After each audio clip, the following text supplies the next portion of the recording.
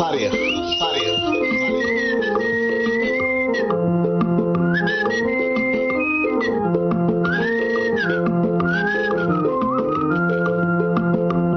ሰላም ክቡራንን ተኸታተልቲ መደብ ከብሕ ታሪክ ከመይ ቀኒኹም ኣብዚ ሓለፈ ካብታ ውዕሎ ውግእ ተጋደልቲ 1984 እትብል በኮሎኔል ገብረ እግዚአብሔር መሐሪ ኣብ 2013 ዝተጻሕፈት መጽሓፉ ድሕሪ ምድምሳስ ውቃኡ ዝብል ብሰፊሑ ዳህሲስና ምንባርና ዝዝከር እዩ። ንለሙን ውግእ ዓረት ማለት ድሕሪ መስመር ጸላኢ ሓምለ 1984 ክንደስሲና ንምክትታልኩም ብኽብሪ ዝዕድም ኣሮን ኣንዳይ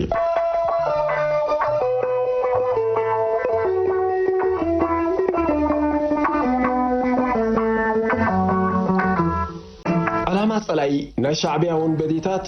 ኣብ ደጋ ማለት ከበሳ እናተንቀሳቐሱ ዘውርድዎ ዘለው ዕንወትን ኣብ ምህዋኽ ናይ ከባቢ ጸጥታን ውሕስነት ሰላም ንምርግጋጽ እዩ። ኣብዚ ሰዓት እዚ እቲ ሪፖርት ኣብ ነፍሲ ወከፍ ናይ ወገን ሰራዊት ማዓስከር ዝፍጸም ዝነበረ መጥቃዕቲ ንምፍሻል ንምጥቃዕን ኩለን ማዓስከራት ሰፊሕ መጥቃዕቲ ከካይዳ ትእዛዝ ከም ዝተመሓላለፈ ይጠቅስ። ካብ ኣዛዚ ምክት እዝ ብዝተዋሃበ ትእዛዝ መሰረት ናይ 3312 ኣጋር ብርጌዳት 27 መከናይዝድ ብርጌድን ካብ ቅራፍናን ካብ ዓዲ ኸላን ዝመጻ ናይ 106 ብርጌድን ናይ 89 ብርጌድ ክልተ ሻለቃ ኣዋሃዲ ናይ ሻድሻይ ክፍለ ጦር ኣዛዚ ኣብ መእዘዚ ቦትኡ ብምዃን ب27 ወርሒ 8 1976 5/5/1984 مواهدي بوتا تقسي كارتا 4016 نطب براخي 2519 فلوي سمو عبقوبو مسحل ناسات شعات معات من قسقاس قصيلم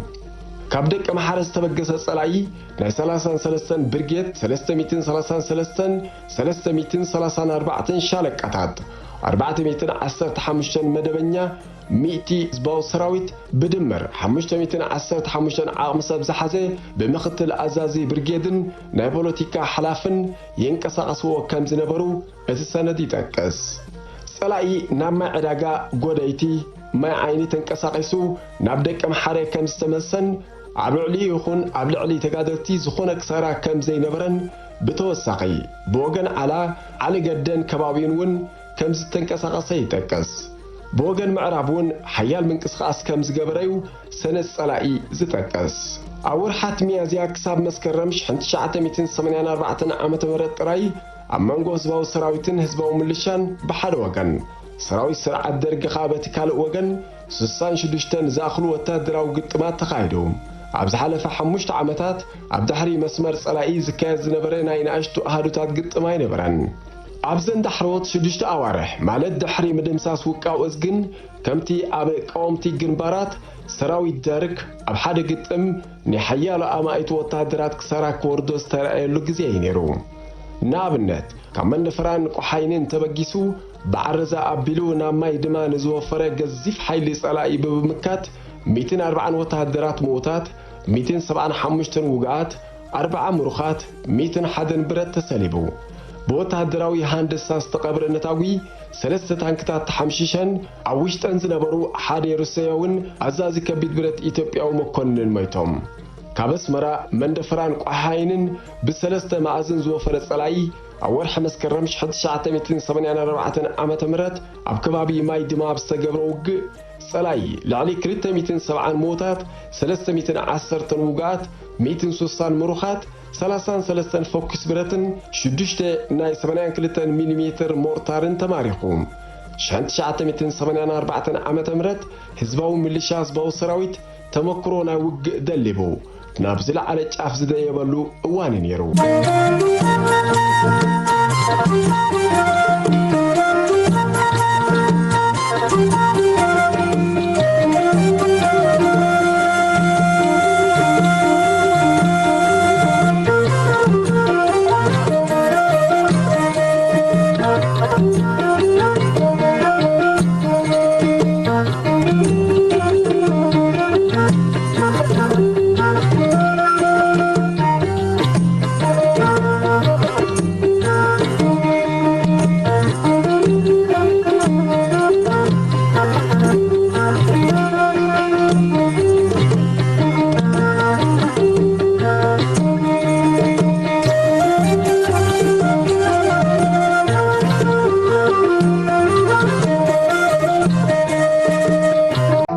ኣብዚ መጽሓፍ በብዝሒ ተጠቂሱ ዝርከብ ነቲ ኣብ መንጎ ክልተ ተጻይ ወገናት ማለት ጸላእን ወገንን ኣብ ግንባራት ይኹን ከተማታት ዝተኻየደ መስርሕ ኩናት ምክልኻል መጥቃዕትን ጸረ መጥቃዕትን ዝምልከት ብሰፊሑ ተዘርዚሩ ይርከብ። ካብዚ ቀፂልና ብወገን ኣባላት ክፍለ ሰራዊት 16 ዝቐረበ ነቲ ካልእ ገጽ ናይቲ ኩናት ኣብ ድሕሪ መስመር ጸላኢ በቲ ሓደ ወገን ህዝባዊ ሰራዊት ምስ ህዝባዊ ሚሊሻን ወታደራዊ ስልያን ዝካየድ ስርሒት በቲ ካልእ ወገን ከዓ ሰራዊት ጸላኢ ምስ ሚሊሻ ስርናይን ወደገባን ብምዃን ዝካየድ ዝነበረ ጭርጭር ዓበደ ዝመስል ውዕሎ ከነዘንቱ እንዴ የማኖ ባለ ጃኬት በትብል አርእስቲ በአባላት በጦሎኒ ሓደ 916 ዝኾኑ ገብረ መስቀል ክብሮምን ገብረ እግዚአብሔርን በዕለት 28 ጥሪ 1991 እተጻሕፈት እያ። ከባቢ ዓረት ንበዓል ሓድሽ ዓዲ ሓላይ ድርዒ ስንድን ካልኦትን ዓድታት ዝጥርንፍ እዩ። ወርሓቱ ወርሓ ሐምለ 1984 ስለ ዝነበረ ኩነታት ኣየሩ ዝሑል ብርትዐ ቁርን ግመን ዘይፍለዮ ኮይኑ በረኽቲ ቦታታት ዝበዝሖ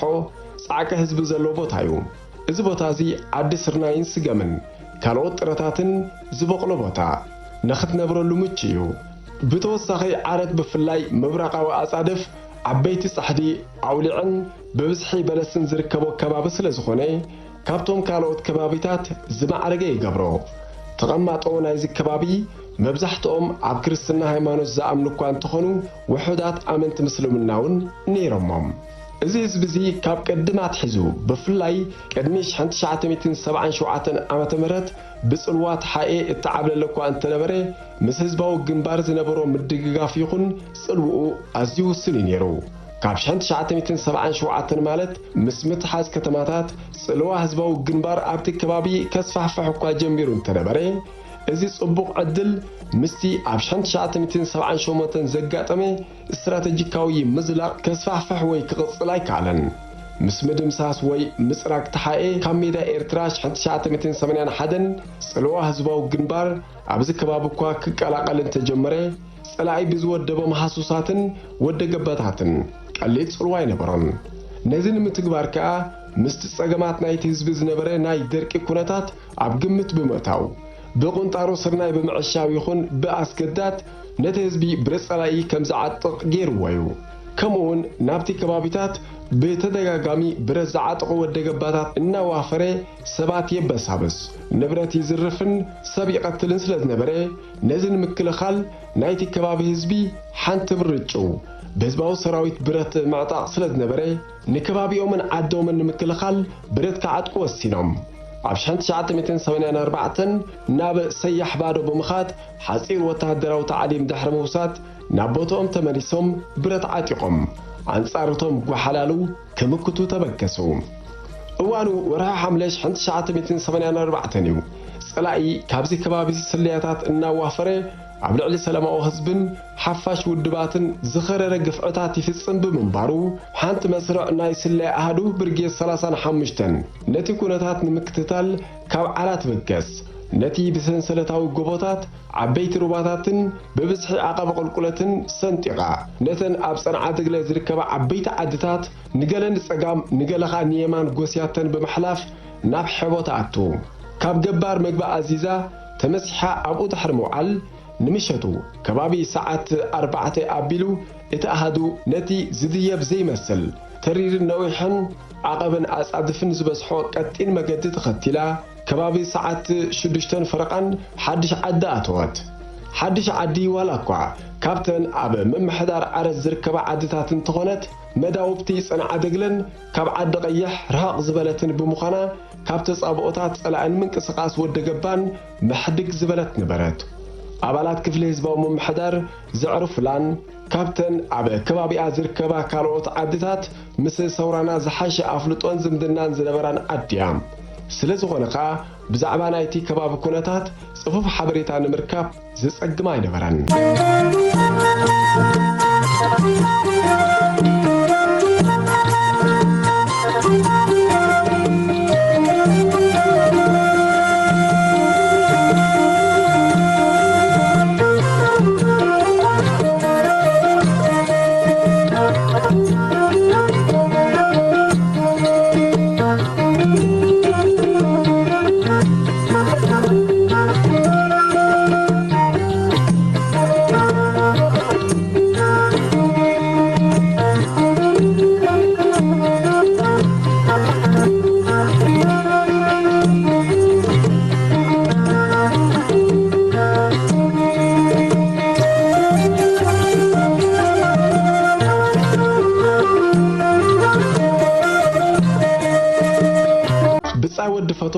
መስርዕ ናይታ መስርዕ ስለ ኣሃዱ ካብቶም ኣብቲ ዓዲ ዝርከቡ ውድባት ሓቲቱ ከም ዘረጋገጾም ሓደስቲ ህዝባዊ ምልሻ ኣብቲ ቅንያት እቲ ተዓሊሞም ዝመጽኡ ዕጡቓት ካብ ሓላይ ንምብራቕ ውፅእ ኢልካ ዘሎ ታባታት ተጠርኒፎም ኣብኡ እናሓደሩ ምንቅስቓስ ወደ ገባይ ይከታተሉ ምህላዎም ኣረጋገጹ ከምኡ ናብቲ ቅንያት ወዶ ገባእ ልክዕ ተጋደልቲ ተመሲሎም ነጸልኦም ጠውዮም ጋምባለ ገይሮም ከምኡውን ሽዳ ብምልባስ ኣብ ህዝቢ ምድንጋራት እናፈጠሩ ይንቀሳቐሱ ምንባሮም ተወሳኺ መረጋገፂ ረኸቡ ጸላይ ኣብቲ እዋንቲ ኣብቲ ከባቢ ሓደሽቲ ዕጡቓት ህዝባዊ ምልሻ መጽኦም ከም ዘለውን ብሓባር ተጠርኒፎም ይሓድሩ ምህላዎምን ሓበሬታ ድሕሪ ምርካቡ ወዶ ገባእ ምልሻ ስርናይን ገለገለ ወታደራትን ኣሰኒዩ ሓይሉ ኣጠናኺሩ ነዚ እተጠቕሰ ሓይሊ ህዝባዊ ምልሻ ህዝባዊ ግንባር ንምድምሳስ ኣዋፈሮም ካብ ዓዲ ቀይሕ እተበገሰ ሓይሊ ጸላይ ነተን ኣብቲ ከባቢ ዝርከባ ዓድታት ብለይቲ ጎሲወን ድሕሪ ምሕላፉ ወጋሕታ ከባቢ ሰዓት 5 ኣብ ሰምዲ ኣትዩ ነቲ ዓዲ ኣኸቢቡ ድሕሪ ምሕዳር ኣንፈቶም ናብቲ ህዝባዊ ምልሻ ዝርከቡ ወታባታት ኣምርሑ ኣብዚ እዋን እዚ እታ መስርዕ ናይ ስለ ኣሃዱ ሓለዋት ከታተል ስለ ዝነበረት ነቲ ኣብቲ ታባታት ገጹ ዘምርሕ ዝነበረ ሓይሊ ጸላኢ ተዓዚባቶ ነይራ እንተኾነ ግን ንሓደ ገባር እንታይ ምዃኖም ምስ ሓተትዎ በለስ ዝወፍሩ ገባር እዮም ዝኾኑ ኢሉ መሊስሎም ምኽንያቱ ኣብቲ እዋን በለስ ፈሪዩ ብምንባሩ ኣብ ከምዚ ኩነታት ከለኻ እዩ መን ኢኻ ዝብል ሕቶ ብኣባላት ህዝባዊ ምልሻ እተሓተተ ንሕና ኣባላት ህዝባዊ ግንባር ዝብል መልሲ ተዋህበ እዚ ግን ነገር ደሓና ኣይነበረን ንምድንጋር ኣባላት ህዝባዊ ምልሻ ነይሩ እዚ ግን እቶም ወደ ገባእ ንምትላል ዝጥቀምሉ ምዃኖም ኣይኮነን ዶ ንኣባላት ህዝባዊ ግንባርሲ ንዝኾነ ተራ ገባር እውን ስውር ብዘይምንባሩ መልሲ ተግባር ተኽሲ ተፈነወሎም ድሕሪዚ ድምፂ ናይ ተኽሲ ምስማዕ ከያ እታ መስርዕ ናይ ስለያ ምምጻእ ናይቶም እኩባት ሰባት ናይ ነገር ደሓን ከም ዘይነበረ ንምርግጋጽ እተጓየት ኣንፈት ጉዕዞኦም ካብ ሓድሽ ዓዲ ንሓላይ ዝነበረ ገዲፎም ፍጥነት ብዝመልኦ ጉዕዞ ናብቲ ሰንሰለታዊ ጎቦታት ናይ ዝዓጎ ኣምርሑ እቲ ህዝባዊ ምልሻ ዝነበርዎ ድፋዕ ጽቡቕ ገይሮም ይፈልጥዎ ብምንባሮም ዘጸግም ኣይነበረን ስለ ዝኾነኻ ክልተ ሰብ ጎልበብቲ ገዲፎም ናብቲ ታባ ደየቡ ምስቶም ኣብኡ ዝጸንሖም ብምሕዋስ ድፋዕ ሒዞም ምትዃስ ተተሓሓዝዎም ኣብ መንጎዚ ብጻይ ወዲ ፈቶ ምራሕ መስርዕ ናይታ ስለያ ነቶም ህዝባዊ ምልሻ ሓደስቲ ካብ ኣባላት ኣሃዱ ኣብ መንጎ እናእተወ ፋሕ ኣበሎም ኣብዚ ውሽጢ ውግእ ብጻይ ወዲ ስዩም ካብቶም ኣብኡ ዝጸንሖ ብሬን ኣሕዲጉ ክትኩስ ምስ ጸንሖ ስማዕ እስኪ እንታይ ዳ ትገብር ኣለኻ ምልሻ ሚሎም ንዕቆምና ከይብሉና ደሓን ኣንፈጥራ ሓሪኻ ሓብሮ እምበር ግደፎ ባዕሉ ይተኩስ ሃቦ ደሓን ኢልዎ ይሓልፍ ኣባላቱ እናተኸታተለ ከለኻ ንሓደ ካብቶም ኣብኡ ዝጸንሕዎ ነዚ በዓል ሳንጣ በሎ እንህልቃ ምስ በሎ ፈሪሑ ፈጥፈጥ እናበለ ከሎ ንብጻይ ወዲ ሽመላሽ ሓደ ካብቶም ኣባላት ናይታ መስርዕ ኣታ ወዲ ፈቶ እዚኦም እምበር ኣባላት ህዝባዊ ምልሻ ኢሉ ሓተቶ ኣብዚ እዋን እዙ ኸዓ ምጥርጣር ዝሓደረ በለ ተጠንቀቕ ጥራይ እምበር ንሶም ሓዊ ሒዞም ኣለዉ ንሕና ሓዊ ሒዝና ኣለና ኢሉ ድሕሪ ምምላስ ናብቶም ኣባላት መስርዕ በብሓደ እናዞረ ክጥንቀቑ ከም ዘለዎም እናሓበሮም እንከሎ ሓደ ጸሊም ቀጠልያ ወታደራዊ ክዳውንቲ ዝለበሰ በዓል ሽጉጥ ደበኽ ብሎም እንዴ የማን ነው ባለ ጃኬት በለ እትም ሓራይ ወዲ ፈቶ ኣይተዘንግዐን ኣይተዳህለን ከይደንጎየ እውን ብረት ስለ ዝነበሮ ቀጥታ ተኪሱ መንጠሎ ድሕሪዚ ህዝባዊ ምልሻ ካብቲ ቦታ አንሳሒቦም እቲ ድፋዕ ወደ ገባእ ሒዞሞ ከም ዘለዉ ምስ ተረድኦም ኣብ ርሱን ውግእ ኢድ ብኢድ ተተሓሓዝ ኮነ ድሕሪ ናይ ርብዕ ሰዓት ውግእ ብጻይ ወዲ ፈቶ ምልክት ንኹሉ መስራዕ ኣመልኪቱ ብሓንቲ ስንጭሮ ከም ዝወፁ ገይሩ ሳልሳይ ርእሱ ተሪፉ ጉልባብ ገበረሎም ቀጺሎም እቶም ዝወፁ ነቶም ጉልባብ ዝገበሩ ጉልባብ ስለ ዝገበሩሎም በዓል ወዲ ፈቶ ክወፁ ብዙሕ ኣየጸገሞምን ብዘይካ ክልተ ብጾት እቲ ሓደ ብስንጭሮ ወፂኡ በቲ ቃልዕ ቦታ ስለ ዝወፀ ብጥይት ተሃሪሙ ክውጋእ ከሎ እቲ ሓደ ኸዓ ካብቶም ጎልበብቲ ዝተረፉ ክልተ ብጾት ብብሬን ጸላኢ ተወቂዑ ግቡእ ፈጸመ ካልኦት ኩሎም ኣባላታ መስርዕ ከም ወዮ ትክን ደፋርን መውፂኢ ኣይስኡንን ዝበሃል ብሰላም ወፂኦም ዳግማይ ምስ ህዝባዊ ምልሻ ተረኺቦም ብምትሕብባር ንናይ ጸላኢ ሓይሊ ብምጉያይ ካብቲ ቦታ ኣሳጊጎሞም